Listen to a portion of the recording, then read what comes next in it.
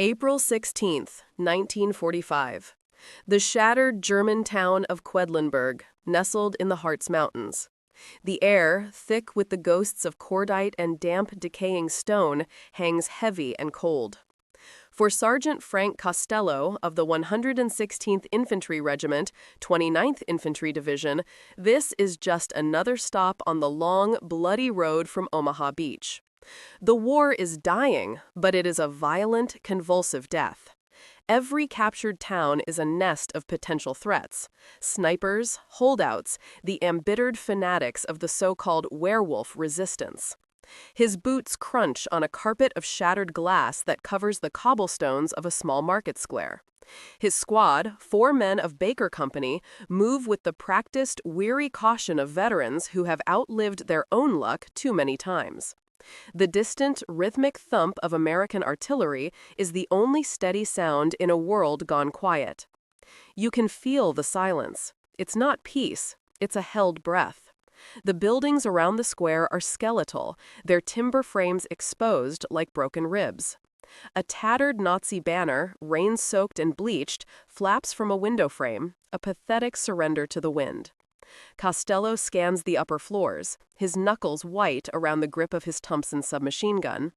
Private Russo, a kid from Brooklyn who learned to shave in a foxhole, has his M1 Garand trained on a dark alleyway.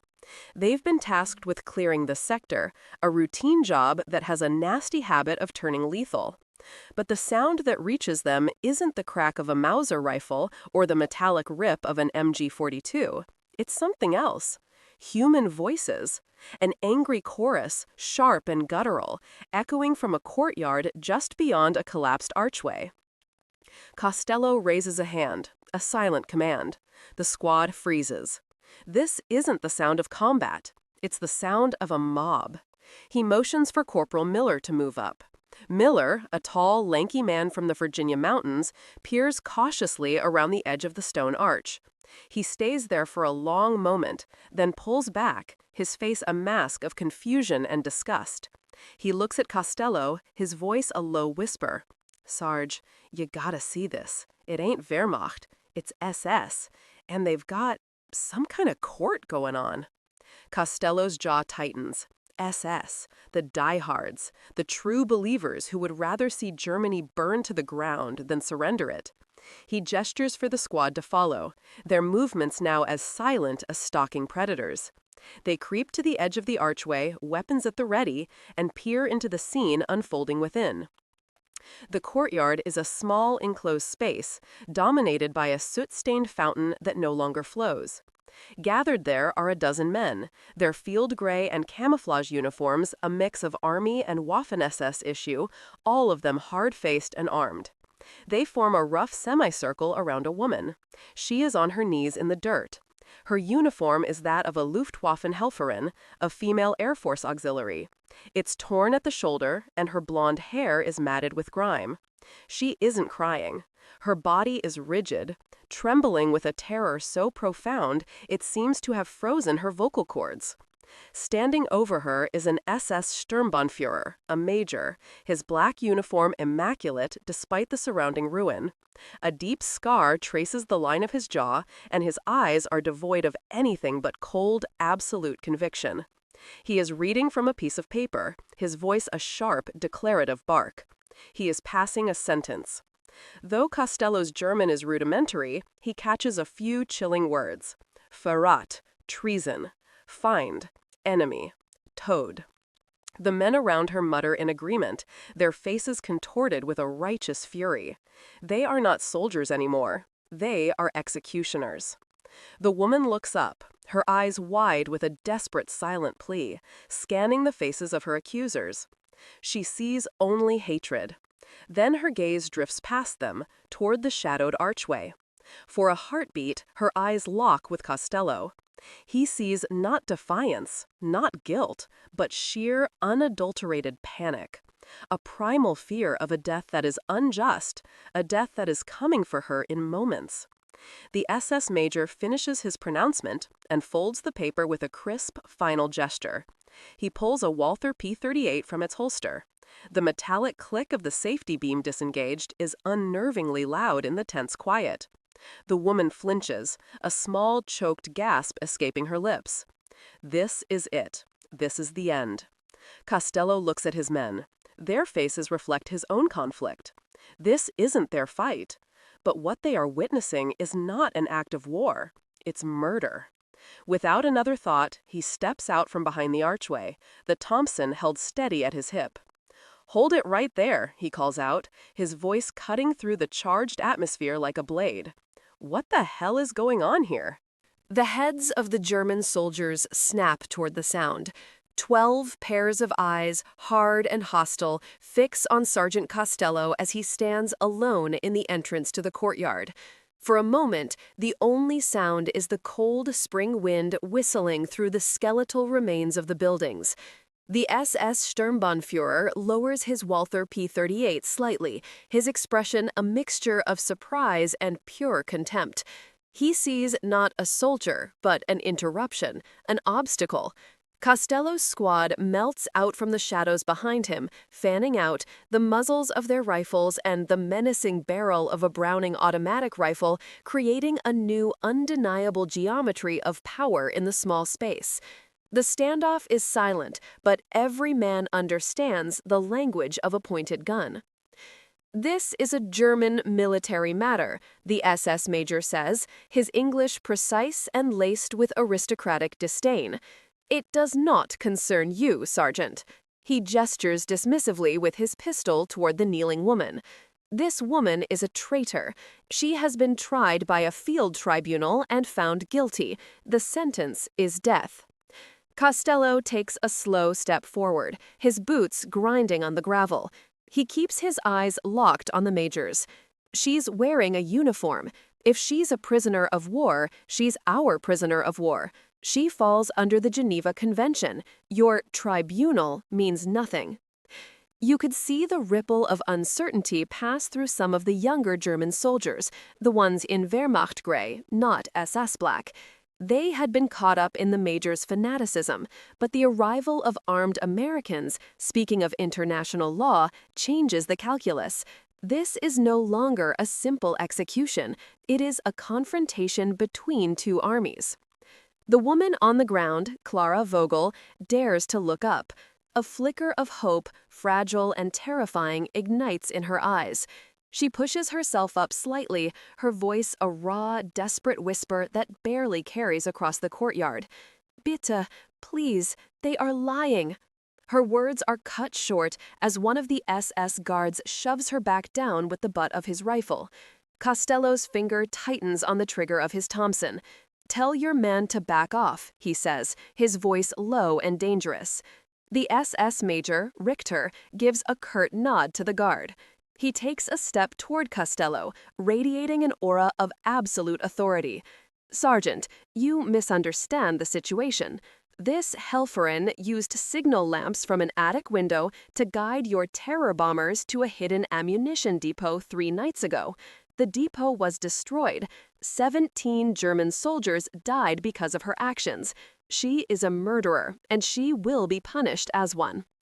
Clara shakes her head violently, her words tumbling out in a torrent of broken English and German. "Nein, it is not true. He lies. They want me dead. He wants me dead." She points a trembling finger at Major Richter. He is the one." Her voice breaks, consumed by a sob of sheer terror and frustration.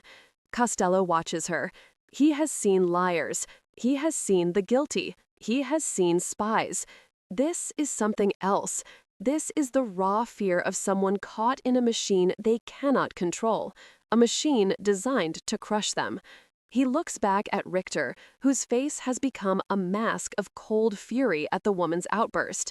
The major's conviction seems too perfect, his story too neat. In the chaos of a collapsing front, things are rarely so simple. "I don't care what your story is," Costello says, his tone final. "She's a POW. She's coming with us. We'll sort it out back at Battalion HQ." Richter lets out a short, humorless laugh. "You are not in a position to make demands, Sergeant. You and your 4 men. Look around you." It's true. They are outnumbered, more than 2 to 1, and these are not conscripts ready to surrender. The men in SS rooms have the hollowed-out, desperate look of fighters who have nothing left to lose. But Costello has an ace up his sleeve. He nods subtly to Private Russo. Russo raises his M1 Garand and fires a single shot into the air. The crack of the rifle is deafening in the enclosed courtyard. It's a signal.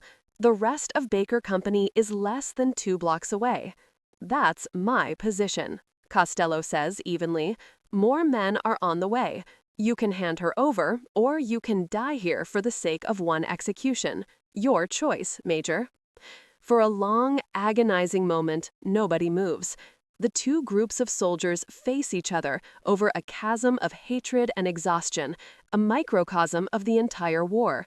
Richter's eyes dart from Costello to the archway, listening for the sound of approaching American boots. He knows he has only seconds. His face twists into a snarl of pure malice. This American has stolen his justice, his vengeance. He raises his Walther, but not at Costello. He aims it squarely at the back of Clara Vogel's head. "If I cannot have her," he hisses, "then no one will." The world seems to slow down. Corporal Miller, reacting on pure instinct, lunges forward, not at Richter, but at Clara. He grabs the back of her uniform, yanking her sideways just as the major's pistol barks. The bullet kicks up a spray of dirt where her head had been a split second before. The courtyard erupts into a chaotic scramble as Miller and Russo drag the screaming woman back toward the American line. The standoff is over. The battle has just begun. The courtyard explodes into a maelstrom of motion and noise. Costello doesn't hesitate. He unleashes a short, controlled burst from his Thompson, the .45 caliber slugs chewing into the stone fountain near Major Richter, forcing the SS officer to dive for cover. It isn't meant to kill, it's meant to suppress, to buy seconds. "Go, go, fall back to the main street," he bellows, the command nearly drowned out by the sudden answering chatter of a German MP-40 submachine gun. Corporal Miller and Private Russo are already moving, half carrying, half dragging the terrified Clara Vogel between them. She stumbles on the uneven cobblestones, her legs seemingly unable to support her. The adrenaline and fear have turned her into dead weight. The other 2 GIs lay down covering fire, their M1 Garands adding their distinctive, powerful ping to the cacophony as their en-bloc clips are expended. They retreat back through the archway, plunging from the relative brightness of the courtyard into the shadowed gloom of a narrow, rubble-choked alley. The air is immediately colder here, trapped between leaning, broken walls. The sounds of the firefight become slightly muffled, punctuated by the angry whine of ricochets careening off stone. You can almost taste the dust in the air, a fine powder of brick, plaster, and memory. They are running blind, deeper into a section of the town they haven't cleared. Every doorway is a black maw of potential danger, every pile of debris a perfect hiding place for an ambush. Clara is gasping for breath, her mind clearly reeling from her near-death experience. "They will not stop," she pants, her voice thin and reedy. "He will not stop. He will kill us all to get to me." "Just keep moving," Miller grunts, his arm hooked securely around her waist, pulling her over a fallen timber beam. Their progress is agonizingly slow. This is not open country. This is a 3-dimensional battlefield. The threat is not just in front or behind, but also above. Costello keeps glancing up at the shattered second-story windows of the buildings that loom over them like silent, judgmental giants. He knows Richter is no fool. He won't just charge after them. He'll use his knowledge of the terrain. He'll flank them. He'll cut them off. The thought sends a cold spike of dread through Costello's gut, a feeling he knows all too well. He is responsible for these men, and now for this woman. He has taken a calculated risk, and the bill is coming due. A new sound joins the fray, a sound that every GI on the Western Front has learned to fear and respect, the sound of an MG-42. It opens up from somewhere behind them and to their right, its incredible rate of fire sounding like a giant tearing a canvas sheet. The bullets don't just crack, they create a solid wall of sound, a horrifying buzz that seems to shred the very air. Tracers, like angry red hornets, stitch a line across the alley wall just behind them, showering them with stone chips. Down, Costello screams, shoving Clara and Miller toward the dubious cover of a collapsed storefront. They press themselves against the damp brick, the roar of the machine gun pinning them in place. They are trapped. The main street, and the safety of their company, is 100 yards away, but it might as well be on the other side of the world. Russo, hugging the ground, inches his way to the corner. He peeks around for a fraction of a second and pulls back, his face pale. Sarge, they're moving up on the parallel street. That MG has us zeroed. They're trying to box us in. Costello curses under his breath. Richter is doing exactly what he feared. He's using the machine gun to hold them in place while his riflemen maneuver for the kill. They have blundered into a perfectly executed trap. Costello looks at his men's faces, grim, determined, but with the undeniable flicker of fear in their eyes. He looks at Clara, who has curled herself into a ball, her hands over her head as if to ward off the inevitable. He has to make a decision, and he has to make it now. Staying here is a death sentence. Moving forward into the open is suicide. That leaves only one direction: down. He points to a dark opening in the floor of the ruined shop beside them, a set of stone steps leading into a black, gaping cellar. In there, now, he orders.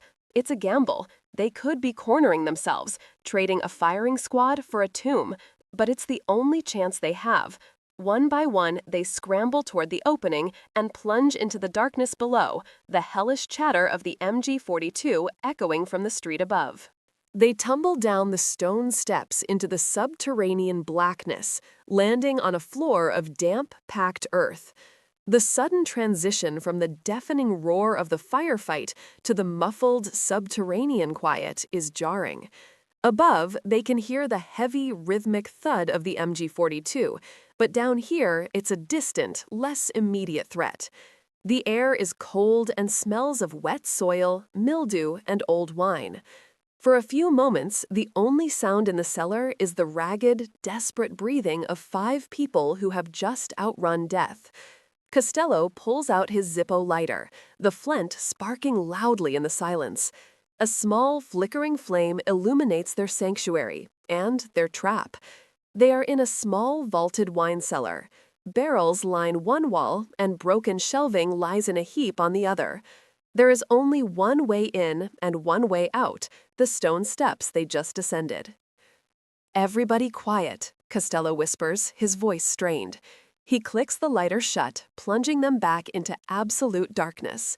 Listen. They hold their breath. The machine gun has stopped. The silence from above is now more terrifying than the noise had been. It is a thinking silence, a hunting silence. You can feel the tension coiling in the small space, a physical presence. Up on the street, Major Richter and his men are regrouping. They are closing the net. The GIs know it. Clara knows it. This cellar is not a refuge. It is a temporary reprieve.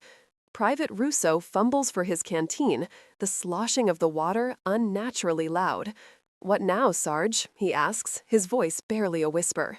"We can't stay here forever. They know we're down here." "We wait for an opportunity," Costello says, his mind racing through the limited, terrible options. "We let them make the first move." He needs information, not just tactical, but human.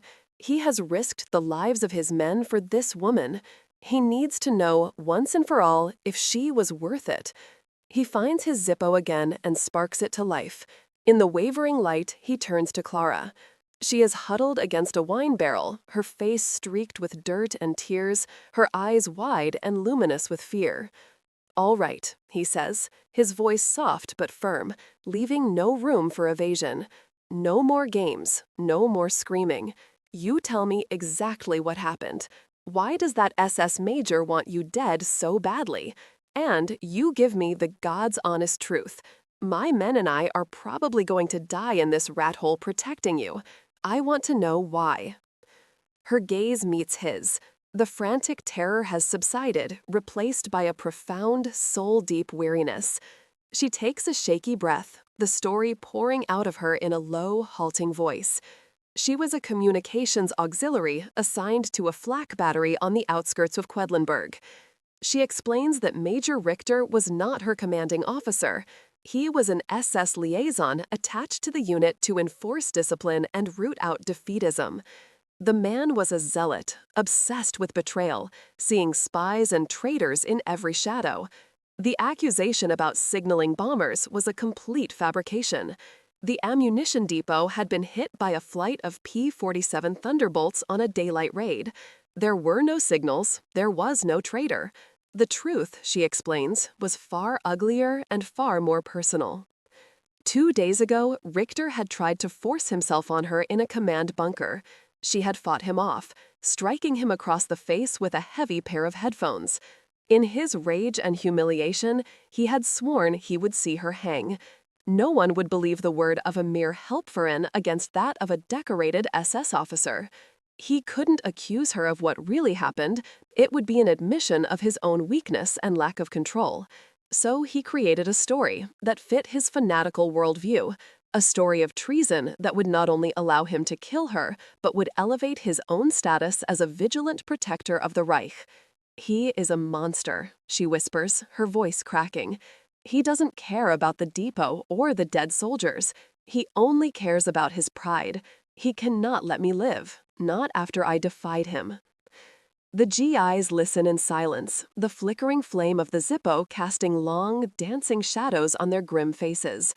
Costello has seen the war bring out the best in men, but he has more often seen it strip them down to their most base and brutal instincts. Her story has the sickening ring of truth. This isn't about grand strategy or ideology. It's about a humiliated bully with a gun and the power to create his own reality. It's the story of countless tyrants, large and small. A heavy silence settles over the cellar, thicker than the darkness. And then it is broken. A new sound from above. Not gunfire, not shouting. It is the slow, deliberate scrape of a heavy object being dragged across the stone floor of the shop. Then another. They are barricading the exit. And then comes the unmistakable, terrifying sound of boots. Not running, walking, methodical. The crunch of hobnails on the stone steps, descending slowly, deliberately into the waiting darkness of the cellar. They have been found. The sound of the descending boots is a death knell. Each heavy tread on the stone steps is a tick of a clock counting down their final seconds. In the claustrophobic darkness of the cellar, every man's senses are heightened. You can hear the shallow, terrified breaths of Clara Vogel, the quiet click as Corporal Miller thumbs the safety off his BAR, the scraping sound as Sergeant Costello presses his back against a damp stone wall, his Thompson held ready. He clicks his Zippo shut one last time, plunging them into a thick, absolute blackness that is both a shield and a shroud. They will fight in the dark. They will use the enemy's confidence against them. The footsteps stop. There is a long, drawn-out pause. The hunters are listening, trying to pinpoint their prey. A voice, calm and chillingly conversational, echoes down the stairwell. It is Major Richter. "Sergeant Costello, you are a practical man. I have seen it in your eyes. This is not your battle. The woman is a traitor to her people. Her life is forfeit. Give her to us, and I will allow you and your men to walk away. My quarrel is not with the American army today. It is with her." Costello remains silent. He knows it's a lie. Richter would never leave witnesses. This is a game, a psychological ploy to make them reveal their positions. The silence stretches, taut and humming with unspoken violence. Clara lets out a small, involuntary whimper, and the spell is broken. A blindingly bright beam from a powerful flashlight stabs down the stairs, sweeping across the cellar. In the same instant, a figure at the top of the stairs opens fire, the staccato blast of an MP40 filling the confined space with a deafening roar. Bullets ricochet wildly, sparking off stone, splintering ancient wine barrels. The GIs, shielded by the darkness and their positions, are ready. Miller answers with the BAR, a thunderous, deafening torrent of .30-06 rounds that rips up the stone steps, turning the entrance into a killing zone. The German gunner screams and pitches backward. Costello and Russo open up a second later, their combined fire suppressing the top of the stairs. Muzzle flashes provide strobe-like, nightmarish glimpses of the battle, the desperate faces of the GIs, the cascade of spent brass, the swirling clouds of cordite smoke. Another SS soldier, armed with a Sturmgewehr 44, tries to rush down the stairs, firing from the hip. Private Russo, sighting down the barrel of his Garand, fires once. The shot is clean. The German collapses in a heap, his assault rifle clattering down the steps. For a moment, there is a lull. "Reloading," Miller shouts. Costello knows they have only seconds. He shoves Clara deeper into the corner behind some barrels. "Stay down, no matter what you hear," he orders. He then pulls 2 fragmentation grenades from his webbing. He pulls the pin on one, lets the spoon fly, counts to 2, and lobs it up the stairwell. He does the same with the second. The grenades land on the floor of the shop above with heavy thuds, followed by 2 earth-shaking explosions. The blasts are magnified by the enclosed space, followed by screams of pain and the sound of collapsing masonry. Costello uses the stunned chaos to his advantage. "Russo, with me! Miller, cover us!" he yells, already charging up the steps, his Thompson leading the way. They emerge from the cellar into a scene of utter devastation. The shop is a wreck, the air thick with dust and the acrid smell of high explosives. 2 SS men are dead, a third is writhing on the floor, grievously wounded. But there is no sign of Richter. Costello scans the ruined room, his eyes adjusting to the dim gray light filtering through the shattered storefront. He sees a movement near the back, by a blown-out wall that leads to another alley. It is Richter. He is alive, his immaculate uniform now torn and filthy, a gash bleeding freely on his forehead. He raises his Walther P38. Time seems to warp. It is not a dramatic, cinematic duel. It is a desperate, ugly exchange of violence at close range. Richter's pistol shot goes wide, smacking into a wall beside Costello's head. Before the major can fire again, Costello's Thompson answers. The short, brutal burst of automatic fire is definitive. Richter is thrown backward against the broken wall, his eyes wide with a final, shocked disbelief, before he slumps to the ground, silent and still. The fight is over. The cellar and the shop fall into an almost sacred silence, broken only by the groans of the wounded SS soldier and the distant, ever-present rumble of the war. Slowly, cautiously, Corporal Miller and Clara emerge from the cellar. Clara looks at the bodies, at the destruction, her face pale, but her eyes no longer filled with that frantic terror. It has been replaced by a profound, numb shock. Costello leans against a wall, his knuckles white, the adrenaline draining away to leave a deep, bone-aching exhaustion. He did not feel like a hero. He did not feel like a victor. He simply felt like a man who had survived another 5 minutes. They gather themselves, tend to their own minor cuts and scrapes, and make their way out into the gray, indifferent light of the German afternoon. The journey back to the American lines is tense, but they meet no further resistance. An hour later, at the battalion command post, a weary captain listens to Costello's report and takes Clara into custody as a prisoner of war. She will be interrogated, processed, and ultimately, she will be safe. As she is led away, she looks back at Costello one last time. She says nothing, but her eyes convey a gratitude so immense it needs no words. Frank Costello just gives a short, tired nod, turns to his men, and gets ready to move out. The war wasn't over. But for one woman, in one broken town, on one violent afternoon, her war had ended not with a firing squad, but with an improbable and hard-won second chance.